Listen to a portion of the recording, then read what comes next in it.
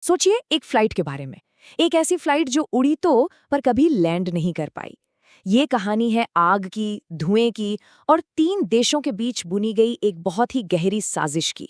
तो सवाल ये उठता है कि ये महज एक हादसा था या फिर एक सोची समझी साजिश। और यही एक सवाल एक ऐसी इंटरनेशनल इन्वेस्टिगेशन की नींव रखता है जो इंटेलिजेंस की दुनिया को हमेशा के लिए बदल कर रख देने वाली थी।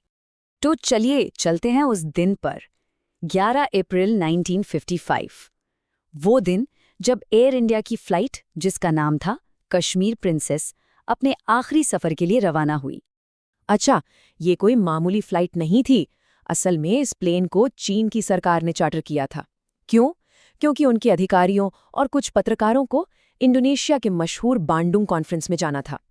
एक तरह से देखें तो ये फ्लाइट भारत और चीन के बीच उस वक्त के भरोसे का एक सिंबल थी। और इस प्लेन में कुल 20 लोग सवार थे। सोचिए 20 लोगों में से सिर्फ 3 लोग इस भयानक क्रैश में जिंदा बच पाए। और यही 3 लोग आगे चलकर इस पूरी कहानी के सबसे अहम गवाह बने। जैसे जैसे जांच आगे बढ़ी, एक हैरान कर देने वाली सच्चाई सामने आई। पता चला कि ये कोई हादसा था ही नहीं।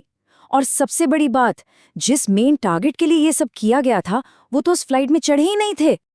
अब जाहिर है इंटरनेशनल प्रेशर बहुत बढ़ गया था। तो ऐसे में ये केस भारत के इंटेलिजेंस ब्यूरो के एक अफसर को दिया गया।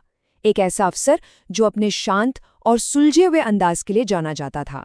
इनका नाम था रामेश्वर नाथ काऊ या आरन काऊ।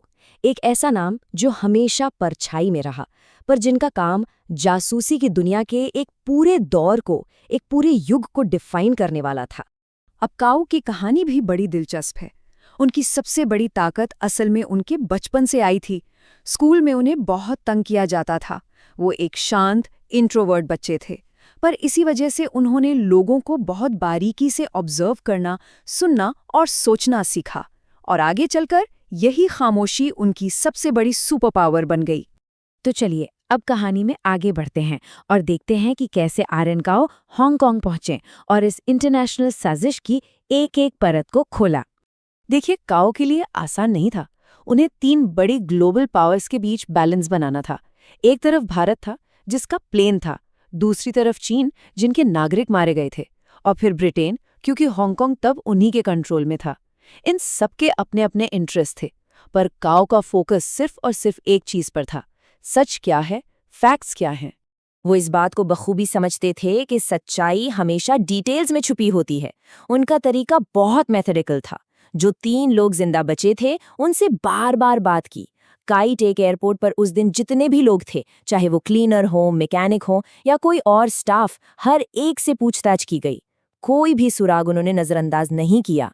और धीरे धीरे सारे सबूत एक ही तरफ इशारा करने लगे कि एक इनसाइड जॉब था। ये बात अब शीशे की तरह साफ हो चुकी थी कि प्लेन क्रैश एक हादसा नहीं बल्कि एक साजिश थी। प्लेन के व्हील वेल में एक टाइम बॉम्ब रखा गया था। और इस साजिश का मुख्य संदिग्ध कौन था? एयरपोर्ट का एक क्लीनर जिसका नाम था चाओ से मिंग। लेकिन जैसे ही शक की सुई उसकी तरफ घूमी, वो ताइवान फरार हो गया और फिर कभी पकड़ा नहीं गया। लेकिन कश्मीर प्रिंसेस की कहानी सिर्फ एक केस को सॉल्व करने पर खत्म नहीं होती। असल में ये वो घटना थी जिसने भारत की अपनी फॉरेन इंटेलिजेंस एजेंसी की बुनियाद रखी। चीन के प्रीमियर जाओ अनलाए काओ के काम से इतने ज्यादा इंप्रेस हुए कि उन्होंने सम्मान के तौर पर काओ को एक पर्सनल हाथ से बनी सील, यानी एक मोहर गिफ्ट की। अब ये सिर्फ एक गिफ्ट नहीं था, ये एक तरह से इंटरनेशनल लेवल पर इस बात का सर्टिफिकेट था कि भारत किसी भी प्रेशर में आए बिना एक पूरी तरह से निष्पक्ष जांच कर सकता है। और यहीं से तस्वीर और बड़ी हो जाती है। देखिए कैसे एक केस ने एक पूरी एजेंसी को जन्म दिया। 1955 में कश्मीर प्रिंसेस केस ने काओ की काबिलियत दुनिया को दिखाई। फिर 1962 में चीन के साथ युद्ध हुआ, जिसने हमारी फॉरेन इंटेलिजेंस की कमियों को उजागर कर दिया। और बस इसी जरूरत को पूरा करने के लिए 1968 में रिसर्च एंड एनालिसिस विंग यानी रॉ बनाई गई, जिसके पहले चीफ बने आरएन काओ। इतनी बड़ी बड़ी उपलब्धियों के बाद भी आरएन काओ हमेशा एक अनसीन हीरो ही रहे। आम लोगों के लिए एक अनजान नाम, लेकिन इंटेलिजेंस की दुनिया के लिए एक लेजेंड। तो काओ की लेगेसी का असली मतलब क्या है? ये फेम या शोहरत के बारे में नहीं थी। उनकी विरासत थी एक ऐसी खामोश लेकिन बेहद असरदार संस्था बनाना जो पर्दे के पीछे से देश की हिफाजत कर सके। उन्होंने कभी कोई इंटरव्यू नहीं दिया, कभी पब्लिक में पहचान नहीं चाही। वो बस भारतीय इंटेलिजेंस की एक मजबूत नींव थे। और आर.एन. काओ की कहानी हमें एक बहुत ज़रूरी बात याद दिलाती है कि इतिहास बनाने वाले कुछ सबसे बड़े और प्रभावशाली लोग अक्सर वो होते हैं जिन्हें हम कभी देख ही नहीं पाते, जिनके बारे में हम कभी जान ही नहीं